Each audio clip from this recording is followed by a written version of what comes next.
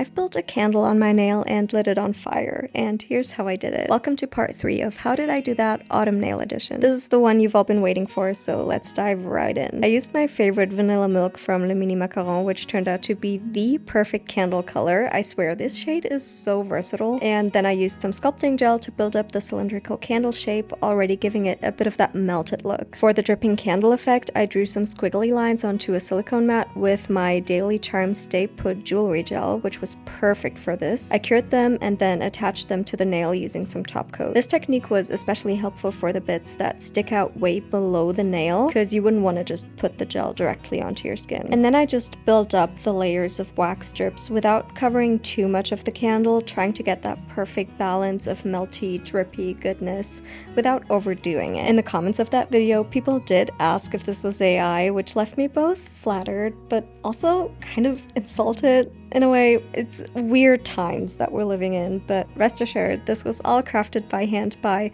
a real human being. Suck on that, robots. Once I was happy with the shape, I painted all of the drips in the same creamy yellow color and sponged some matte top coat on it. Now for the tricky part. I had some candle wicks left over from a DIY project I did like 8 years ago, but they were a bit too thick, so I cut them thin and dipped them into candle wax a couple of times to get a really nice thin wick. I prepared about 6 of those so that once one wick was burnt down, I could clip it off, file off the excess, and then attach a new one. I glued them on underneath the nail with the Daily Charm gummy jelly, and that worked super well. For the set, I also had to prepare my candles a bit so that they wouldn't look quite as new and fresh, so I arranged them all on this vintage tray, and once they started melting, I poured the wax down the sides to make them look all drippy. This worked okay, I guess. Not ideal, but it was good enough for the video. To get the perfect shot, I also placed a glass of water next to me to put out the matches without making any sudden movements or disturbing the flame while I was filming. And of course, crazy neighborhood lady striked again when I lit my finger on fire in the middle of my local park, but